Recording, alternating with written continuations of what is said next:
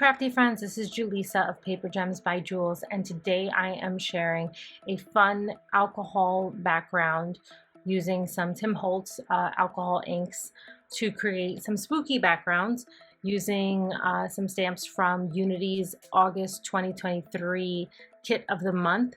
They have these beautiful stamp sets that I absolutely love. I have subscribed for several years. I have quite the collection of Kit of the Months, and what's great is that you can use these stamps throughout the year. You can mix and match. They work with several other kits from Unity as well as other companies, so one of my favorite subscriptions of theirs.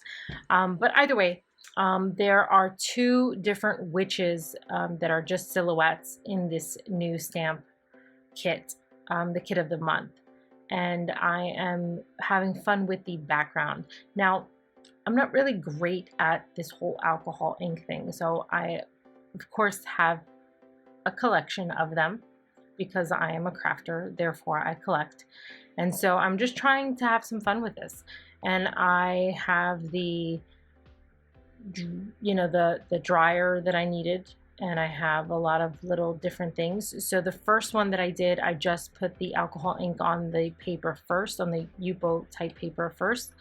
But for this one, I did the alcohol, like the blending solution first, and then put the alcohol. Not sure that it made that much of a difference. I don't know if I'm doing something wrong or whatever. I mean, the truth is, go with it. Just have fun. That's what I love about alcohol inks, because you can be super creative and just make a mess and it still looks pretty cool, unless you make mud. If you go too crazy with some of the colors, it can get crazy and become just brown. But what I did here is I kind of kept spraying, and you'll see that I kind of come back to this. I'll get into it a little bit later, but I moved on. I die cut these using the deckled and stitched edge rectangle dies that Unity has, which I love that they came out with dies as well, because if you can't get enough of their red rubber stamps, you're going to love their dies as well. So use their deckled edge, die cut these alcohol ink backgrounds, and now I'm using StazOn. Now, again, I don't do this often, so I'm just kind of exploring, so don't mind me. Join me, whatever it is. If you've done this before and you have better ideas, feel free to tell me. I thought I had shifted my background, so I just wanted to double check to make sure that I don't mess this up. So I used a transparency to line it up and make sure that it wasn't messed up. But I just stamped on with StazOn. That's the ink that I looked up and said, it said that it was the best one to use over alcohol ink. So if you know that there's a better technique or a better ink, feel free to post it in the comments. I'm all ears. I'm always learning. I'm just sharing what I did to create these two cards because, again, it's fun, you know. So here's the other background. And then I was doing this. I thought, you know what, maybe I want to just try something different, and just don't mind me as I OCD kind of clean some of my other stuff.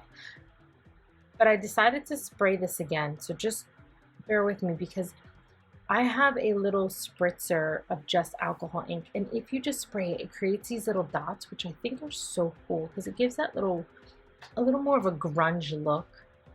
So I really like that look. So I kind of kept doing it. So just don't mind me. I'm just, again, exploring, playing with this. Do the same. Have fun with it. Don't feel like it needs to look a certain way. And if you are trying to achieve a certain look, just keep trying. Don't throw this out. Whatever it came out as, you can use it for something else. You can stamp a giant sentiment. You can die cut it for something. There's always a reason to make use of it. So just don't throw it out and don't give up. Here I am using another of the witch silhouettes on here. Again, I'm using StazOn to stamp over a couple times just to make sure. I thought it was good enough. I think I'm going to clean it in a second. Maybe I do one more round just to see if I can get all those blotchiness. Again, I don't know if I'm doing something wrong, if I should be doing something differently, if I should be waiting, if I should be heat setting it. I'm winging it. That's what I'm doing. And it's fine. It's handmade, not Hallmark. I'm just going with the flow. Here I am cleaning. Moving on. So for the sentiment, I used one of the sentiments. I already die cut the stitched version of the deckled stitched rectangles. I'm going to use white pigment ink to stamp the sentiment. And then I flipped it over to do this. This didn't pan out the way I had intended, but it's fine. If you can line them up so that they're both in the same rectangle, that would be awesome, because then you can just die cut it using the smaller deckled edge stitched rectangle, and then you kind of finagle it in the middle so that it cuts a smaller rectangle. So you can reuse this, you can throw it back in there. Because it's a deckled edge, it is supposed to be rough, so it's okay if you recut it, because it's going to be kind of a jagged edge anyway, so it's not going to look bad. As you can see here, it just looks kind of distressed, so it doesn't look terrible. I originally glued this on, and then I thought, I want to add more. So I found some of that black twine, jute, whatever it is, really thin string, burlap string, that's what they call it. So the really thin black burlap string, wrapped it around just to add a little extra to it, using some random tape that I had on my desk to do this. And then I'm going to add that sentiment, and I'm using a super thin foam tape. Now, I don't even know where my friend got this for me. When you have crafty friends, you'd be amazed at what they find for you. So I love to add layers, but then I hate to have to add all this extra postage in order to get something sent, especially when it's like last minute. So my friend found a super thin foam tape. I can't tell you where it's from, I'm sorry. I will try to find it. I will ask and try to put it in a link, but it is super thin, which is awesome because it doesn't add too much bulk, but it allows for like string, as you can see. It allows for any sort of whoopsies. So it just gives a little bit of room and a little bit of extra without too much bulk. Just cleaning my space off. I had a little bit of glue. I forgot that I had cut that hole out in between, so the glue had come over. So I'm going to do the same concept here with this other one. Just this one's in a landscape form. Again, using that same burlap string, trimming it off, using the tape. This is all going to be tucked away, and using a little bit of that super thin foam tape. It's just amazing. I love foam tape, really do.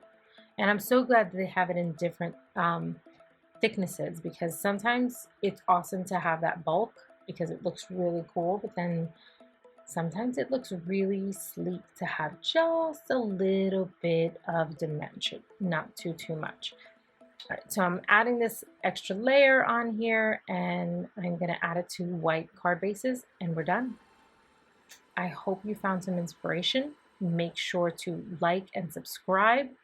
And if you have any questions, make sure to comment below, and I will be happy to answer them. Thanks so much for watching. Happy crafting!